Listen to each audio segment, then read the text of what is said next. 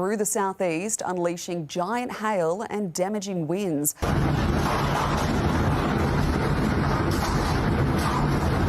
At 3:47 a.m. Jerusalem time, something happened that has left scientists speechless and religious leaders around the world calling emergency meetings.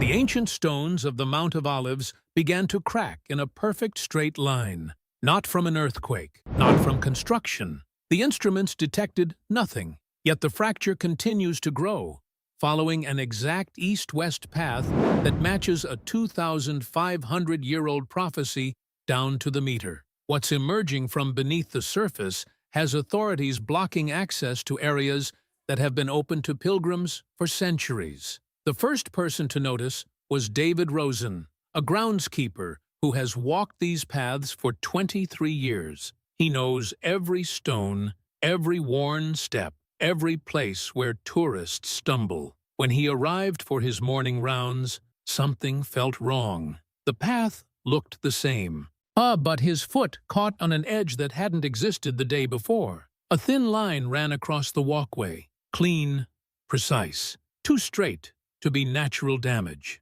David knelt down and ran his finger along the crack. The stone felt cold, colder than the morning air should have made it. He called his supervisor, expecting to report minor maintenance. Instead, he had discovered the beginning of something that would challenge everything experts thought they understood about this ancient ground. By 6 a.m., the crack had grown, not dramatically, not with the violence of an earthquake, but with steady, quiet determination. It stretched eastward, ignoring the natural grain of the rock, cutting through stone that had resisted centuries of weather and wear. The precision unsettled everyone who saw it. Dr. Sarah Chen, a geologist from Hebrew University, had arrived with her instruments before noon. Her readings showed no seismic activity, no underground pressure, no explanation for why solid bedrock would fracture in such a controlled manner. The crack was growing at a rate of approximately 2 centimeters per hour, following a bearing of 87 degrees east, a measurement that would later prove significant in ways no one anticipated. But the Mount of Olives was not alone. Reports began filtering in from other locations across Jerusalem. Similar cracks, following similar patterns, appearing in stone that had shown no previous signs of stress or weakness. Each fracture ran east to west. Each grew at the same measured pace. Each defied conventional explanation. What made these discoveries truly unsettling was not their appearance, but their timing. And they had all begun at the same moment. 3:47 a.m. across different elevations, different rock types, different structural foundations, synchronized failure without a synchronized cause. Rabbi Goldstein had taught this passage hundreds of times, always as future prophecy, always as metaphor, always as something that would happen someday in God's timing. He had never expected to see it begin on a Tuesday morning in November. He reached for his phone with trembling fingers. Within hours, biblical scholars across 3 continents were comparing notes. The Hebrew text was specific about direction, Mizrach el Ma'arav, from east to west. The geological surveys confirmed the bearing, 87 degrees east, well within the margin that ancient measurements would allow. The alignment was not approximate, it was exact. Dr. James Morrison, a professor of biblical archaeology at Oxford, had spent his career studying the intersection of scripture and physical evidence. When he received the data from Jerusalem, he sat in silence for 20 minutes before calling his research team. The fractures were following the precise path described in a text written 2,500 years ago, when the authors had no access to modern surveying tools or geological knowledge. But the mystery deepened when researchers began examining the rate of expansion. The cracks were growing at a consistent speed across all locations, 2 centimeters per hour. This uniformity suggested coordination, as if the fractures were responding to the same unseen force. Natural geological processes don't work with such precision across multiple sites. Dr. Chen returned to the Mount of Olives with more sophisticated equipment. Her ground-penetrating radar revealed something that made her question her instruments. Beneath the surface, the bedrock showed stress patterns that extended far deeper than the visible cracks. The fractures weren't just surface damage. They were the visible signs of something happening throughout the entire geological structure. More troubling still, the stress patterns seemed to be moving, not randomly, not following known fault lines, but progressing in the same east-west direction as the surface cracks. It was as if the mountain itself was preparing to respond to some future event. The implications were staggering. If the biblical text was describing a literal physical event, and if that event was beginning to manifest, then other elements of the prophecy might also be approaching fulfillment. Zechariah 14 doesn't describe the splitting of the Mount of Olives as an isolated incident. It places that event within a larger sequence of cosmic and earthly upheavals. Religious leaders began studying the surrounding verses with new urgency. The chapter speaks of a day when living waters will flow out from Jerusalem, and when the Lord will be king over the whole earth. It describes a time of great shaking, when the familiar order of things will be transformed. As word spread through Jerusalem's religious communities, something unexpected happened. Instead of panic, there was a strange sense of anticipation. For believers who had spent their lives studying these prophecies, the cracks represented not destruction, but the beginning of fulfillment. They were witnessing the first physical signs of promises made millennia ago, but the cracks were only the beginning.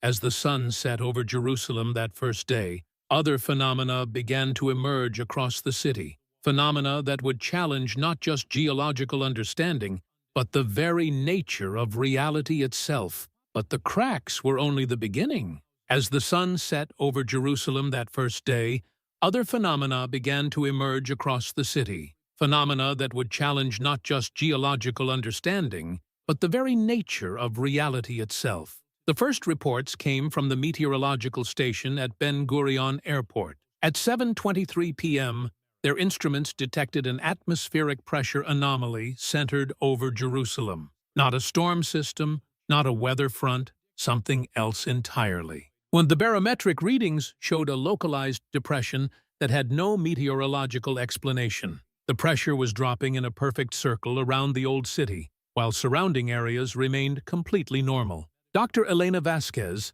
the chief meteorologist, had never seen anything like it. Weather systems don't create geometric patterns. They follow air currents, temperature gradients, and pressure differentials that create irregular, flowing shapes. This was different. The pressure anomaly had defined edges, as if an invisible dome had been placed over Jerusalem, creating its own microclimate. Within that dome, the air began to behave strangely. Residents reported that sounds carried differently. Conversations seemed muffled, while distant noises became unnaturally clear. And the evening call to prayer from the mosques echoed longer than usual, the sound seeming to hang in the air before fading. Birds that normally roosted at sunset continued flying in tight circles above the Temple Mount, their patterns growing more agitated as darkness fell. Temperature readings added another layer of mystery. While the surrounding region cooled normally with the setting sun, Jerusalem maintained its daytime temperature, not dramatically warmer, but consistently several degrees above what the weather models predicted. The heat wasn't coming from the sun or from urban heat island effects. It seemed to be rising from the ground itself. Dr. Chen's team had left seismic monitors at the crack sites. At 9:15 p.m., those instruments began detecting something unprecedented. Rhythmic vibrations too subtle for human perception, but consistent across all monitoring points. The frequency was extremely low, around 0.1 hertz, well below the range of normal seismic activity. It was as if the earth beneath Jerusalem was resonating like a vast, slow heartbeat. The vibrations weren't random. They pulsed in a pattern, 3 short pulses followed by a longer one, repeating every 47 seconds. Dr. Chen ran the data through multiple analysis programs, searching for natural explanations. Tidal forces, underground water movement, thermal expansion, nothing matched the precise timing and frequency of what they were recording. At the Hebrew University Observatory, Dr. Yosef Brennan was tracking a different anomaly. The electromagnetic field above Jerusalem was fluctuating in ways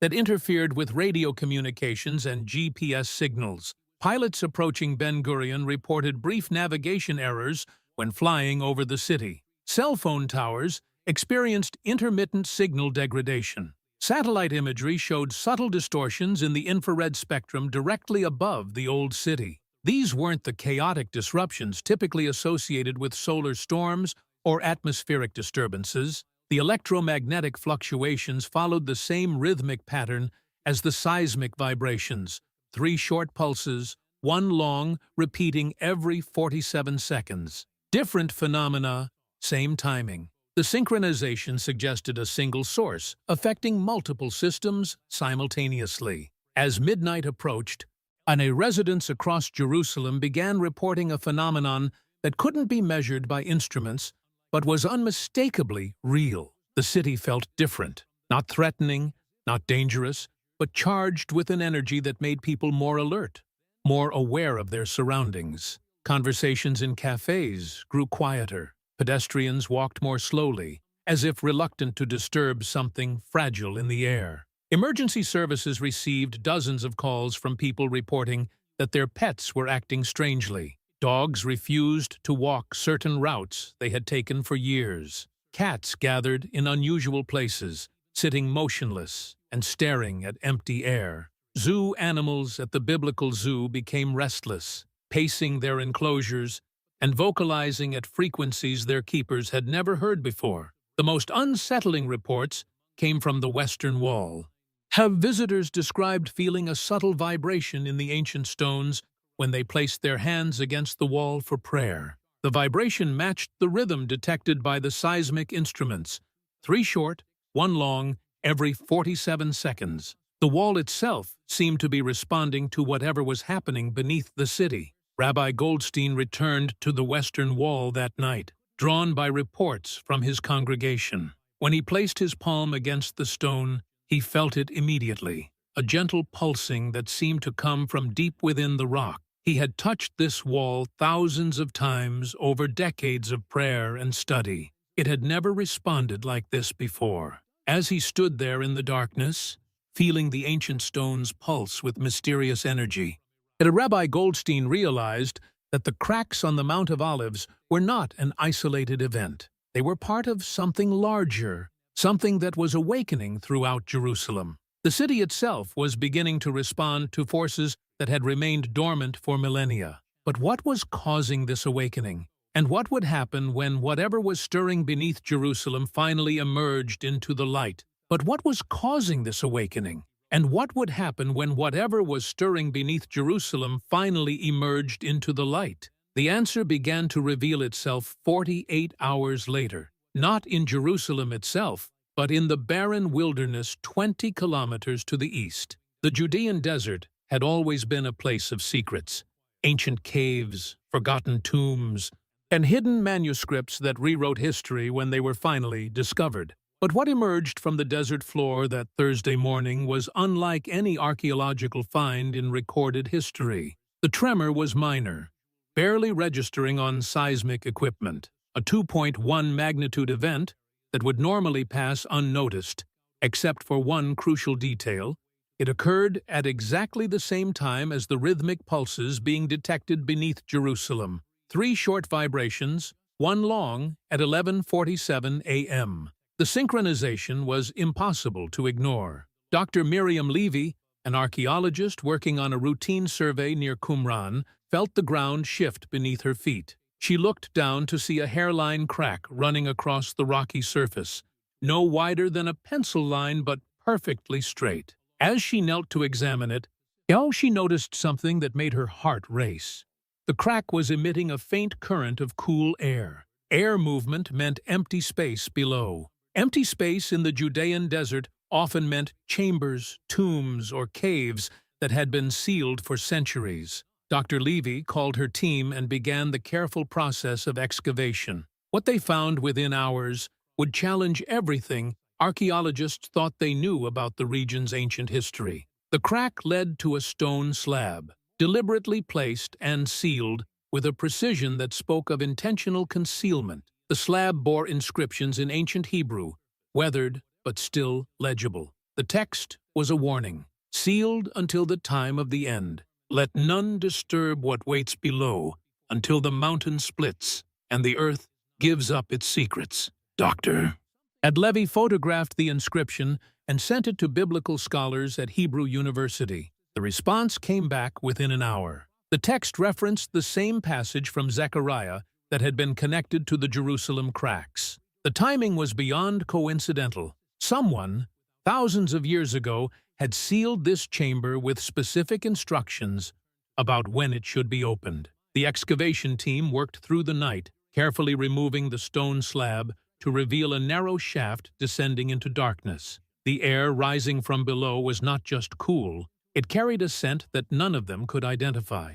Not musty, like most ancient chambers, but clean, almost metallic, with an underlying fragrance that reminded Dr. Levy of frankincense. When they lowered lights into the shaft, as the beam revealed worked stone walls extending far deeper than expected. This was not a natural cave or a simple burial chamber. The walls were carved with the precision of master craftsmen, creating a rectangular passage that descended at a calculated angle. Someone had invested enormous effort in creating this hidden space. At a depth of 12 meters, the shaft opened into a chamber that took their breath away. The room was large enough to hold 50 people, with walls covered in inscriptions and symbols that would take months to fully translate. But it was the chamber's contents that made Dr. Levy's hands shake as she held her camera. In the center of the room stood a stone sarcophagus, but not like any burial container found in the region.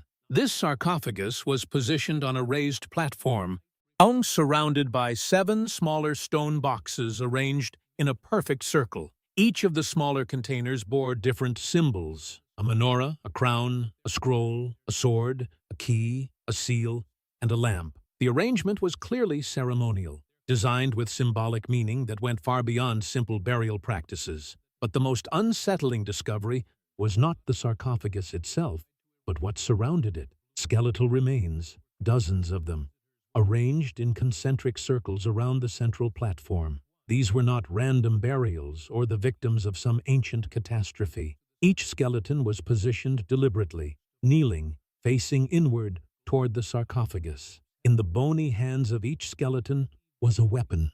Swords, spears, daggers, all pointed towards the center of the room. Dr. Levy had excavated burial sites across the Middle East for 20 years. She had never seen anything like this arrangement. These people had not been buried here. They had died here, in position, as if standing guard over whatever the sarcophagus contained. The preservation was extraordinary, as if the chamber's sealed environment had stopped time itself. As her team documented the scene, Dr. Levy noticed something that made her step back in alarm. The sarcophagus lid was not flush with its base. A thin crack ran along one edge, and from that crack came the same cool air they had detected at the surface. Whatever was inside the sarcophagus was not completely sealed. After thousands of years, something was beginning to emerge. The inscriptions on the chamber walls told a story that biblical scholars would debate for decades. What they spoke of a time when the earth would shake and the heavens would declare the coming of the King. They described signs that would appear in Jerusalem, cracks in the Mount of Olives, strange phenomena in the sky, the awakening of things long dormant. The texts were not prophecy written in vague metaphors. They were detailed instructions, a manual for recognizing specific events. Most disturbing of all, the inscriptions included precise measurements and directions. The chamber had been positioned to align with Jerusalem along an exact bearing, 87 degrees west, the same direction as the cracks appearing on the Mount of Olives, but in reverse. It was as if the chamber and the mountain were connected by an invisible line, responding to each other across 20 kilometers of desert. As Dr.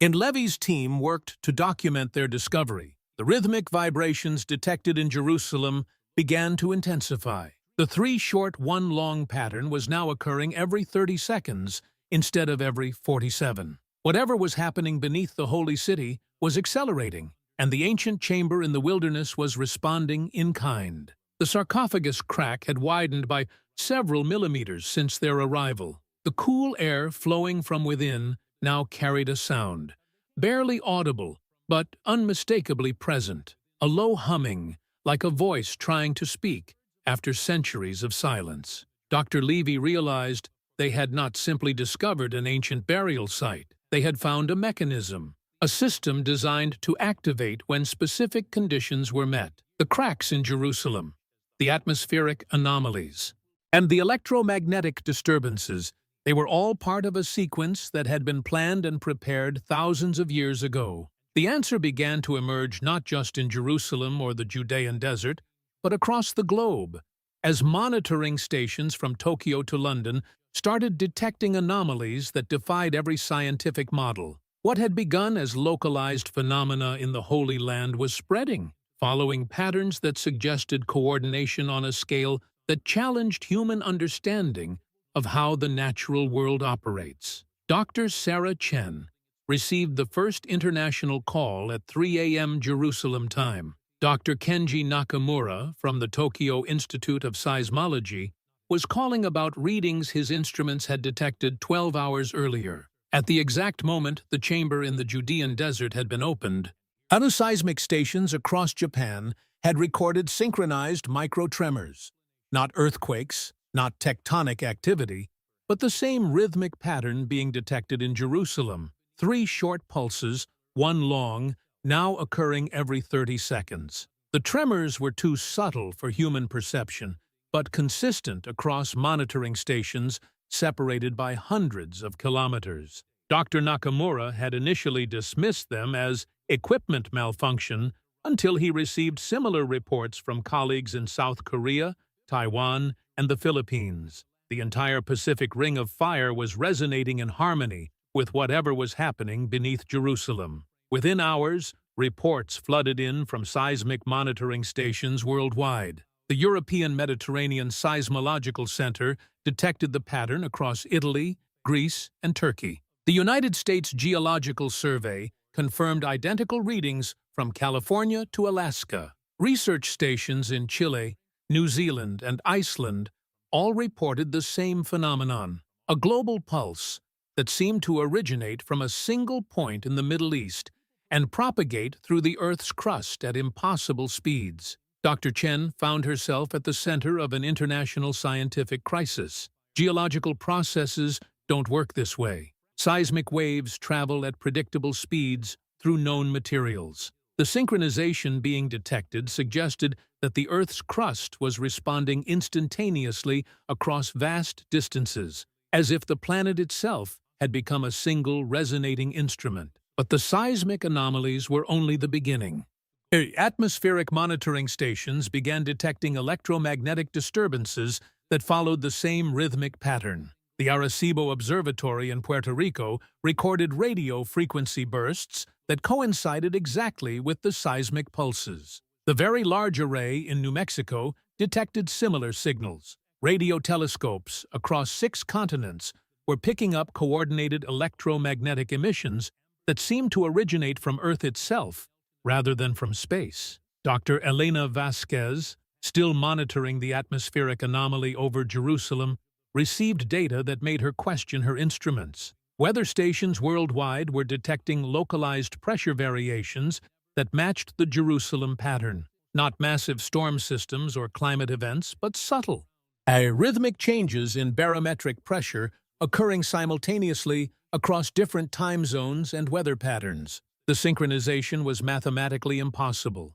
Weather systems are chaotic, influenced by countless variables that make precise coordination across global distances inconceivable. Yet the data was undeniable. The Earth's atmosphere was pulsing in rhythm with whatever was happening beneath the Holy Land. Religious leaders across the world began receiving calls from their congregations. In Rome, Cardinal Alessandro Toretti convened an emergency meeting of Vatican astronomers and theologians. The Catholic Church had been monitoring unusual phenomena for centuries, but nothing in their records matched the global scope of what was occurring. The Cardinal authorized the release of classified documents from the Vatican secret archives, ancient texts that spoke of signs that would appear in the earth and in the heavens before the return of Christ. In Mecca, Islamic scholars gathered to study Quranic verses about the end times. The Hadith spoke of signs that would appear simultaneously across the earth, when the ground would speak and the heavens would answer. The rhythmic pulses being detected worldwide seemed to match descriptions of the earth itself, bearing witness to divine intervention. Buddhist monasteries in Tibet reported that their meditation bells were resonating spontaneously, ringing in harmony with the global pulse pattern. Hindu temples in India documented similar phenomena with their sacred instruments. As indigenous spiritual leaders from Australia to the Americas described feeling the Earth's heartbeat change, becoming more pronounced and urgent. The scientific community struggled to maintain rational explanations as the phenomena intensified. Dr. James Morrison at Oxford found himself fielding calls from colleagues who had spent their careers dismissing religious interpretations of natural events. The global synchronization was forcing even the most skeptical researchers to consider possibilities they had never entertained. Satellite imagery revealed another disturbing development. The electromagnetic disturbances were creating visible effects in the upper atmosphere. Aurora-like phenomena were appearing at latitudes where they had never been observed before. The lights were not random or chaotic like normal auroras, but structured, forming patterns that seemed almost geometric in their precision. NASA's International Space Station crew reported that the aurora patterns were synchronized with the global pulse rhythm. 3 brief flashes followed by a longer glow, repeating every 30 seconds across multiple continents simultaneously. The astronauts described the display as beautiful but unnerving, unlike any natural phenomenon they had witnessed from space. Commercial airline pilots began reporting navigation anomalies that occurred in rhythm with the global pulses. GPS systems would drift slightly, then correct themselves, then drift again in perfect timing with the seismic and electromagnetic events. Air traffic control centers worldwide implemented new protocols to account for the predictable but unexplained navigation errors. The financial markets responded with increasing volatility as news of the global phenomena spread. Not panic, but uncertainty about what the synchronized events might mean for global stability. Religious tourism to Jerusalem increased dramatically as believers from around the world sought to witness firsthand the location where the phenomena had originated. Dr. Levy's archaeological team in the Judean desert found themselves under international scrutiny as scientists and religious leaders demanded access to the chamber. The sarcophagus crack had continued to widen, and the humming sound from within had grown louder, now audible without electronic amplification. The sound carried a musical quality, like a voice warming up after centuries of silence. But the most unsettling development came from Jerusalem itself.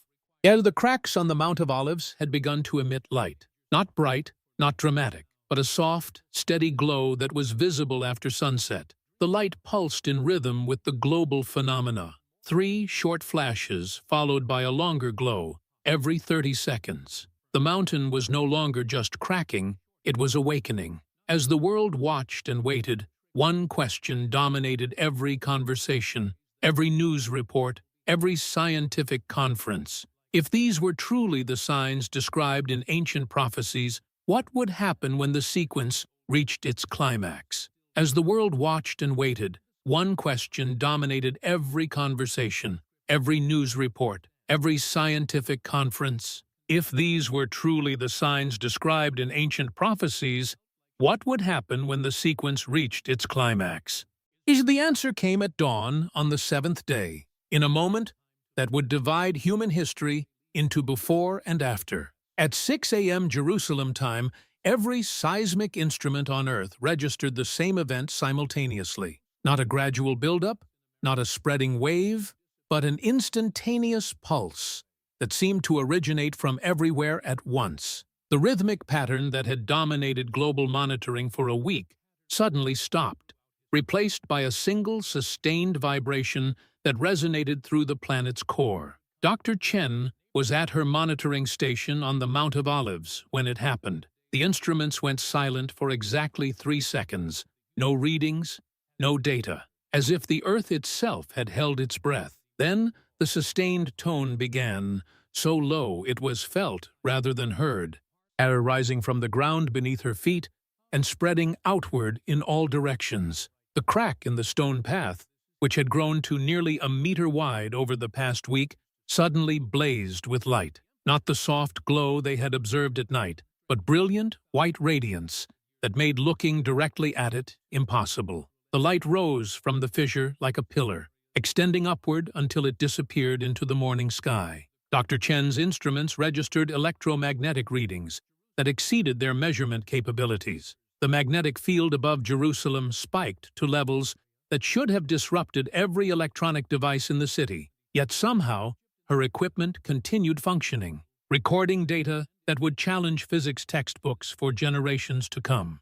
And similar pillars of light erupted from locations across Jerusalem, from the Western Wall, from the Temple Mount, from sites that had been considered holy for millennia. Each beam rose straight up, perfectly vertical, creating a geometric pattern of radiance that was visible from space. Satellite imagery captured the moment when the ancient city became a beacon that could be seen from orbit. In the Judean desert, Dr. Levy's team witnessed something that left them speechless. The sarcophagus in the hidden chamber split open with a sound like thunder, but the thunder came from below rather than above. The lid, which had weighed several tons, lifted and moved aside as if guided by invisible hands. From within the stone container rose another pillar of light, this one angled precisely toward Jerusalem, creating a bridge of radiance across 20 kilometers of wilderness. But it was what emerged from the sarcophagus that challenged every assumption about archaeology,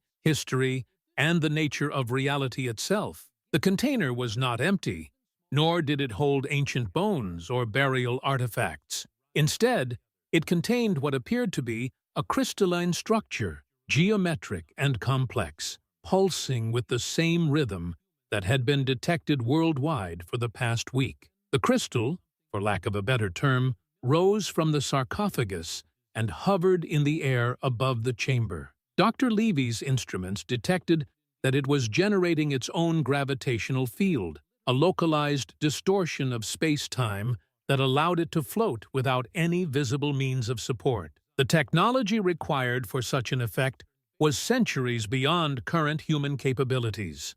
As the crystal stabilized in its hovering position, the inscriptions on the chamber walls began to glow, revealing text that had been invisible under normal lighting. The newly visible writings were not in ancient Hebrew or Aramaic, but in symbols that seemed to shift and change as observers watched them, adapting themselves to be readable by anyone who looked upon them. The message was simple but profound. The time of preparation is complete. The earth has been awakened. The heavens have been opened. What was sealed is now revealed. What was hidden is now manifest. The King comes. Around the world, similar crystalline structures began emerging from locations that had been considered sacred by various cultures for thousands of years. From beneath Stonehenge in England, from the pyramids of Giza, from Machu Picchu in Peru, or from Angkor Wat in Cambodia. Ancient sites that had puzzled archaeologists for centuries revealed their true purpose as the crystals rose from hidden chambers and began generating their own pillars of light. The global network of light beams created a geometric pattern that was visible from the International Space Station. The astronauts reported that the Earth looked like a circuit board, with lines of energy connecting sacred sites across continents. The pattern was not random. It formed precise geometric shapes that suggested intelligence, planning, and purpose on a scale that encompassed the entire planet. Religious leaders worldwide struggled to interpret what they were witnessing. In Jerusalem, Rabbi Goldstein stood before the Western Wall as light poured from between the ancient stones. The wall itself had become translucent, revealing internal structures that had been hidden for millennia. Through the glowing stone, he could see chambers, passages, and artifacts that rewrote everything historians thought they knew about the temple's construction. Cardinal Torretti in Rome received reports that similar phenomena were occurring at sacred sites throughout Italy. The catacombs beneath St. Peter's Basilica were glowing with their own light, revealing hidden chambers that contained crystalline structures identical to those emerging worldwide. The Vatican's secret archives suddenly seemed less secret as the building itself became transparent, its hidden contents visible to anyone who looked upon it. In Mecca, the Kaaba began emitting a soft radiance that made the black stone appear to be lit from within. Pilgrims reported that they could see through the structure to a crystalline core that pulsed with the same rhythm as the global phenomena. The sacred meteorite that had been venerated for centuries revealed itself to be something far more complex than anyone had imagined. But the most dramatic transformation occurred in Jerusalem itself. The Mount of Olives, which had been cracking along an east-west line for a week, finally split open with a sound that was heard across the entire Middle East. The mountain divided exactly as described in Zechariah 14:4, creating a valley that ran from east to west, perfectly straight and precisely aligned with the ancient prophecy. From the newly formed valley rose a structure that had been hidden beneath the mountain for millennia. Not a building in any conventional sense, but a crystalline formation that dwarfed anything humans had ever constructed. The structure pulsed with light that synchronized with every other sacred site on Earth, creating a global network of energy that connected ancient locations across continents and cultures. As the structure fully emerged from the Earth, it began to emit a sound, not the low humming that had been detected for days, but a clear, musical tone that carried across Jerusalem and beyond. The tone was heard simultaneously at every sacred site worldwide, creating a harmonic resonance that seemed to make the air itself sing. Dr. Chen, still monitoring from her position near the Mount of Olives, realized that everything they had witnessed, the cracks, the atmospheric anomalies, the global synchronization, had been preparation for this moment. As the Earth itself had been awakening, activating systems that had been dormant for thousands of years, preparing for the emergence of something that challenged every assumption about human history and the nature of reality. But as the crystalline structure reached its full height and the global network of light stabilized, a new question emerged that would define humanity's future. What intelligence had created this worldwide system? And what did its activation mean for the world that was about to change forever? But as the crystalline structure reached its full height and the global network of light stabilized, a new question emerged that would define humanity's future. What intelligence had created this worldwide system, and what did its activation mean for the world that was about to change forever? The first indication that reality itself had shifted came from the most unexpected source: children. Within hours of the global activation, reports flooded in from hospitals, schools, and homes around the world. Children who had been born blind were suddenly able to see. Not gradually, not through medical intervention, but instantaneously, as if their visual systems had been activated by some external force. Dr. Maria Santos, a pediatric neurologist at Children's Hospital of Philadelphia, found herself examining patients whose conditions defied medical explanation. 7-year-old Emma Rodriguez, born with congenital blindness due to underdeveloped optic nerves, walked into the examination room describing colors she had never seen before.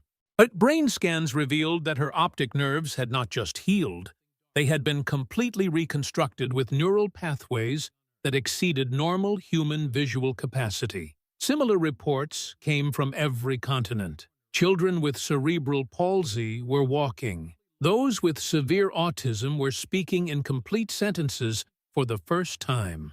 Genetic disorders that had been considered incurable were simply gone. The healing was not random.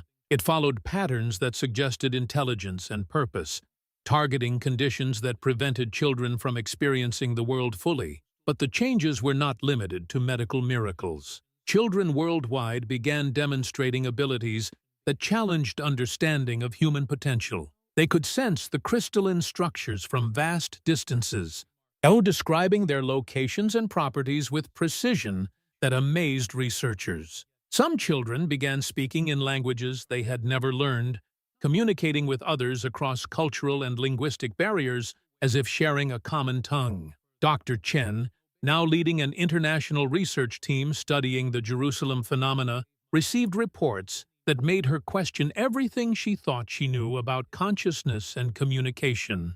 Children near sacred sites were describing visions of the past, not vague impressions or dreams, but detailed, accurate accounts of historical events that had occurred thousands of years ago at those locations. 8-year-old David Kim, visiting the crystalline structure that had emerged from beneath the Mount of Olives, described in perfect detail the construction of Solomon's Temple, as including architectural features that had been lost to history. His account matched ancient texts that were housed in restricted archives, documents he had never seen or heard described. The implications were staggering. The crystalline network was not just generating light and energy, it was accessing and transmitting information that had been stored for millennia. The structures were repositories of human history, containing records of events, knowledge, and experiences that spanned thousands of years. Religious leaders found themselves grappling with revelations that challenged traditional interpretations of Scripture while simultaneously confirming prophecies in ways they had never anticipated. The crystalline structures were revealing hidden chambers beneath every major religious site, and chambers that contained artifacts and writings that filled gaps in religious history. Beneath the Vatican, Cardinal Toretti descended into newly revealed chambers that contained scrolls written in the hand of the apostles themselves, not copies or translations, but original documents that had been preserved in crystalline containers for 2,000 years. The writings contained teachings and accounts that had been lost to history, providing clarity on theological questions that had divided Christianity for centuries. In Jerusalem, similar discoveries were revolutionizing understanding of Judaism and Islam. Hidden chambers beneath the Temple Mount revealed artifacts from the original temple, preserved in perfect condition. The ancient scrolls contained prophecies that described the current events with precision that left scholars speechless. The texts spoke of a time when the earth would reveal its secrets, and the children would lead the way to understanding. But perhaps the most profound change was occurring in human consciousness itself. Adults worldwide began reporting enhanced intuition, increased empathy, and a sense of connection to others that transcended physical distance. The crystalline network seemed to be facilitating communication on levels that bypassed traditional sensory channels. Dr. Morrison at Oxford found himself part of a global research initiative studying what scientists were calling consciousness resonance. People near the crystalline structures reported shared experiences, seeing through others' eyes, feeling others' emotions, and accessing memories that belonged to different individuals. The boundaries between separate minds were becoming permeable.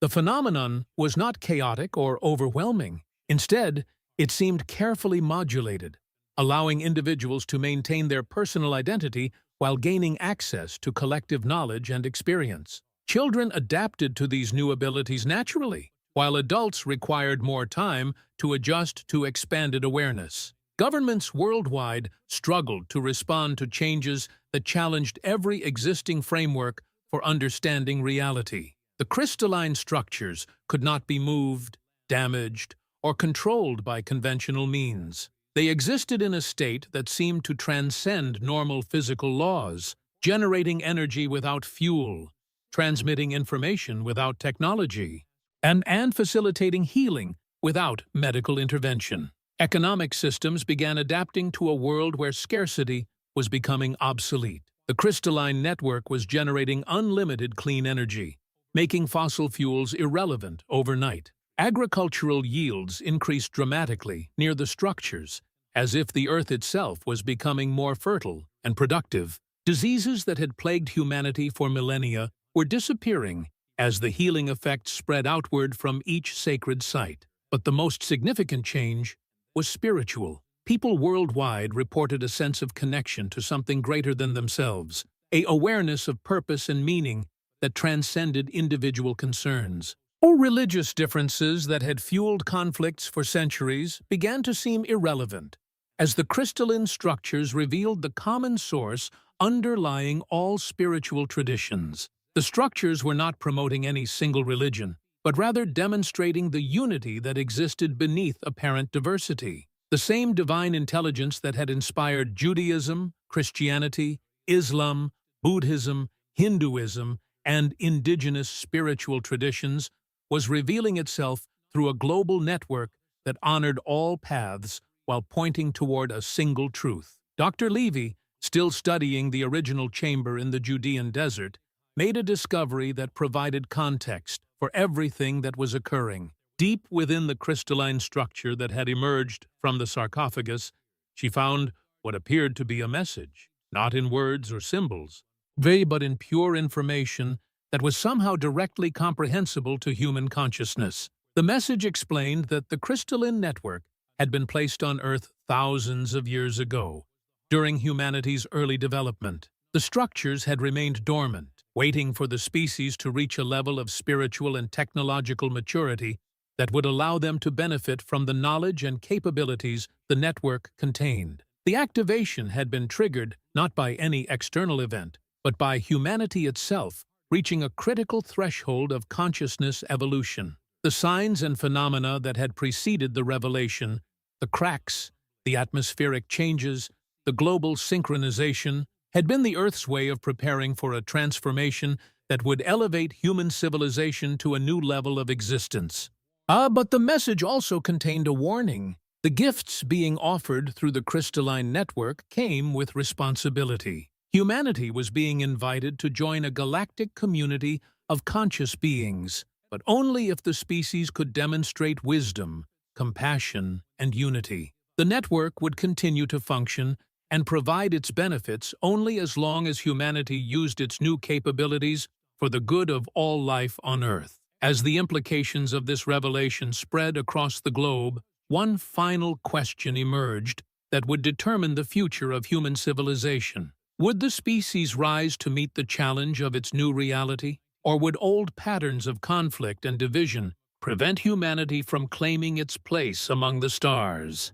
As the implications of this revelation spread across the globe, and one final question emerged that would determine the future of human civilization. Would the species rise to meet the challenge of its new reality, or would old patterns of conflict and division prevent humanity from claiming its place among the stars? The answer began to unfold in ways that no one had anticipated, as the crystalline network revealed its most profound capability, the ability to reflect humanity's collective consciousness back to itself, forcing the species to confront its true nature in ways that could no longer be ignored or denied. Within 72 hours of the global activation, world leaders found themselves facing a crisis unlike any in human history. Not a crisis of resources or territory or ideology, but a crisis of authenticity. The crystalline structures were somehow amplifying human intentions and making deception impossible,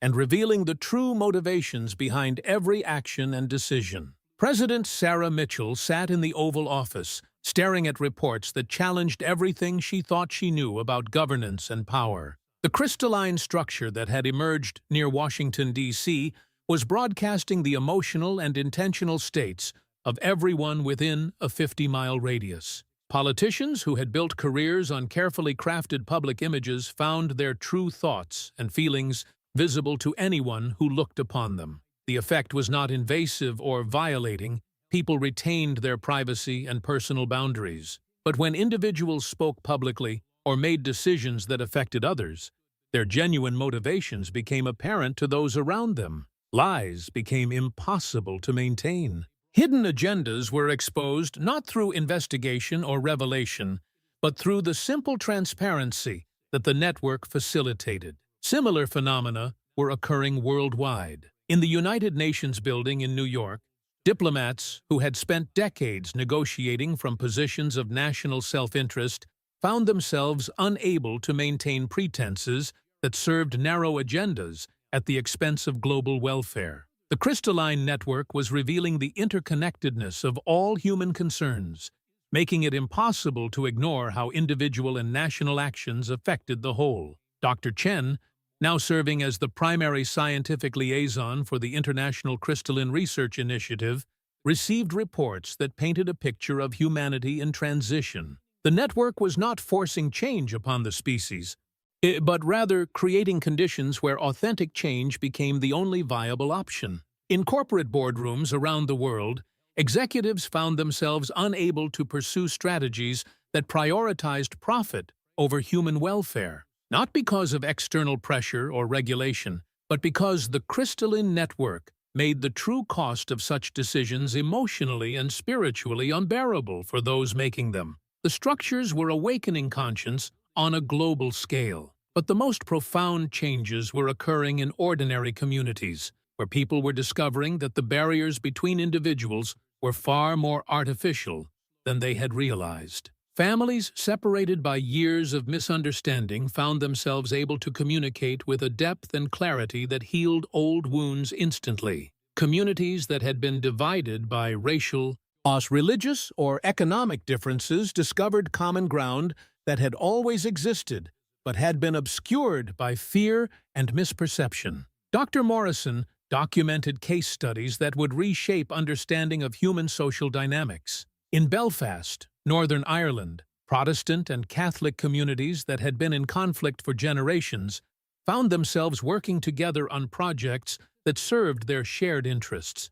The crystalline structure near the city was somehow facilitating communication that bypassed the historical grievances and ideological differences that had fueled decades of violence. Similar transformations were occurring in every region where ethnic, religious, or political conflicts had seemed intractable. The Middle East, the Balkans, and parts of Africa and Asia, where tribal and national divisions had created cycles of violence, all were experiencing unprecedented cooperation, as the crystalline network revealed the fundamental unity that existed beneath surface differences. But the network's influence extended beyond human relationships to humanity's relationship with the Earth itself. Environmental destruction that had been justified through economic necessity became emotionally impossible to continue as people experienced directly the suffering of ecosystems and other species. The crystalline structures were facilitating a form of consciousness that included all life on the planet. Industrial leaders found themselves redesigning production processes not because of regulations or market pressures, but because they could no longer tolerate the environmental damage their operations were causing. The network was making the interconnectedness of all life systems experientially real rather than intellectually abstract. Agricultural practices shifted toward regenerative methods as farmers discovered they could sense the health and vitality of the soil, plants, and ecosystems they worked with. Ocean pollution decreased dramatically as coastal communities experienced the distress of marine life affected by human waste. The crystalline network was creating a form of ecological empathy that made environmental destruction psychologically unbearable. Yet not everyone welcomed these changes. In various locations around the world, groups emerged that viewed the crystalline network as a threat to human autonomy and individual freedom. And they argued that the structures were imposing an alien form of consciousness that would eliminate human diversity and independence. More troubling for those who opposed the network's influence was the discovery that people who spent extended time near the crystalline structures lost the desire to harm or control others. Military personnel stationed near the sites reported that aggressive impulses simply faded away, replaced by a deep sense of connection and responsibility for the welfare of all life. This was not mind control or the suppression of individual will, but rather the natural result of expanded awareness. When people could directly experience the interconnectedness of all existence, violence and exploitation became as unthinkable as deliberately harming themselves. Or religious fundamentalists in various traditions initially viewed the crystalline network as a deception or test of faith. But as the structures revealed the common divine source underlying all spiritual traditions, many found their faith deepened rather than challenged. The network was not replacing religious belief, but rather demonstrating the unity that mystics and prophets had always proclaimed. However, some religious and political leaders whose authority depended on maintaining divisions between groups found their influence diminishing as people experienced direct connection to the divine source the crystalline network represented. These leaders organized resistance movements, claiming that humanity was being deceived by forces that sought to eliminate human freedom and cultural diversity. The resistance movements discovered that their efforts were largely ineffective. The crystalline network did not fight back or defend itself through force. Instead, it simply continued to operate, offering its gifts to anyone who chose to receive them, while allowing others to maintain their opposition. The structures seemed to understand that authentic transformation could not be imposed, but had to be freely chosen. As months passed, the division between those who embraced the network's influence and those who resisted it became the defining characteristic of human civilization. Communities, nations, and even families found themselves split between those who welcomed expanded consciousness and those who clung to older patterns of separation and control. But the children who had been healed and awakened by the network's activation began to play an increasingly important role in bridging these divisions. Their natural acceptance of the new reality, combined with abilities that exceeded normal human limitations, made them natural ambassadors between the old world and the new. Dr. Santos, still studying the medical transformations occurring worldwide, documented how these children were becoming teachers and healers, helping adults navigate the transition to expanded consciousness. They seemed to understand intuitively how to help others overcome fear and resistance to the changes the network was facilitating. The crystalline structures themselves began to pulse with increasing intensity as the first anniversary of their activation approached. Dr. Levy's research suggested that the network was preparing for another phase of development, possibly involving direct contact with the galactic community that had originally placed the structures on Earth. The answer came exactly 1 year after the first crack appeared on the Mount of Olives. In a moment that would either mark humanity's graduation to galactic citizenship or its final opportunity to choose a different path. Children worldwide stopped what they were doing and turned their faces toward the sky. Adults near the crystalline sites reported a sudden sense of anticipation, as if the universe itself was holding its breath. Animals gathered in unusual formations, creating circles around the sacred sites, their behavior suggesting awareness of an approaching event that transcended normal instinct. Dr. Levy, and still studying the original chamber in the Judean desert, witnessed the crystalline structure that had emerged from the sarcophagus begin to transform. The geometric formation started to unfold, revealing layers of complexity that had been hidden within its apparently simple structure. As it expanded, it projected holographic images into the air above the chamber. Images that told the story of Earth's place in a vast galactic civilization. The holograms revealed that Earth was one of thousands of worlds that had been seeded with crystalline networks by an ancient galactic confederation. Each world was allowed to develop naturally until its dominant species reached a level of consciousness that qualified them for membership in the larger community. The networks served as both test and invitation. Species that could unite in response to the crystalline activation would be welcomed into galactic society, while those that remained divided would continue their isolated development until they were ready for another opportunity. But the holograms also revealed something that sent shockwaves through the global research community. Earth's evaluation period was ending. The Galactic Confederation had been monitoring humanity's response to the crystalline activation for exactly 1 year, and the time had come for a final assessment. Based on the species' collective choice over the next 72 hours, Earth would either be invited to join the galactic community or the crystalline network would be deactivated. and leaving humanity to continue its development in isolation for another 1,000 years. The resistance movements that had opposed the crystalline network found themselves facing an unexpected dilemma. Their efforts to maintain human independence and cultural diversity were being evaluated not as patriotic resistance, but as evidence that the species was not ready for galactic citizenship. The very divisions they sought to preserve were the barriers preventing humanity from advancing to the next level of existence. Dr. Morrison documented extraordinary changes occurring in human behavior as the 72-hour evaluation period began. Ancient enemies were laying down weapons and working together on projects that served the common good. Religious leaders from different traditions were conducting joint ceremonies that honored the divine source underlying all spiritual paths. Scientists and mystics were collaborating on research that bridged material and spiritual understanding. But the most profound changes were occurring at the individual level, as people worldwide made personal choices about whether to embrace the expanded consciousness the crystalline network offered. Those who chose unity found themselves experiencing reality in ways that transcended previous limitations. They could sense the thoughts and feelings of others, communicate across vast distances without technology, and access knowledge that seemed to come from the collective wisdom of the species. However, those who chose to maintain separation found that their ability to access the network's benefits gradually diminished. The structures were not punishing resistance, but rather respecting the free will of those who preferred isolation.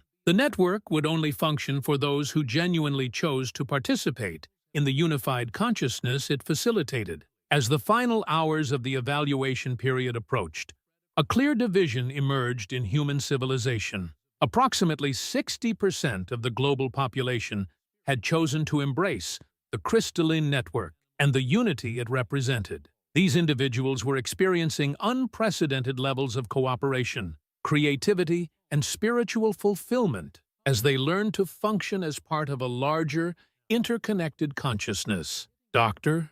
Chen received the final data as the 72-hour period entered its last minutes. The crystalline structures were somehow measuring not just individual choices, but the quality and authenticity of those choices. The network was evaluating whether humanity's movement toward unity was genuine spiritual evolution or merely pragmatic cooperation motivated by the desire for galactic membership. The assessment was more complex than a simple majority vote. The Confederation was looking for evidence that humanity had genuinely transcended the consciousness of separation that had characterized its development for thousands of years. They wanted to see whether the species could maintain unity and compassion even when faced with challenges that tested their commitment to these principles. At exactly 3:47 a.m. on the anniversary date, the crystalline structures around the world began to pulse with blinding intensity. The light was visible from space,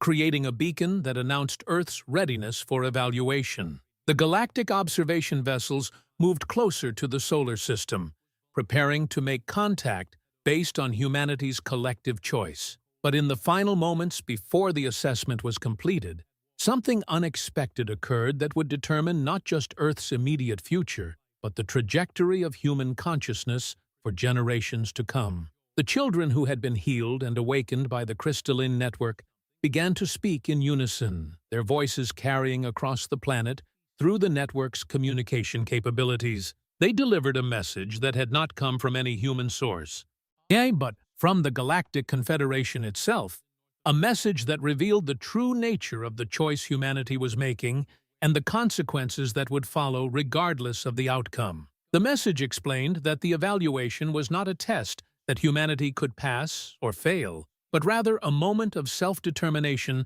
that would define the species' path forward. Those who chose unity would indeed be welcomed into galactic society, but they would also be leaving behind those who chose separation. The planet would be divided, with unified communities joining the Galactic Confederation, while separated groups continued their isolated development on Earth. This was Earth's final opportunity. If humanity chose division again, the crystalline network would be permanently deactivated. and the species would continue its development in complete isolation until it either achieved unity through its own efforts or destroyed itself through the conflicts that separation inevitably created. In the growing darkness, as the crystalline network prepared to either welcome humanity into galactic society or withdraw forever, one final question remained unanswered. A question whose resolution would determine whether the species that had emerged from the caves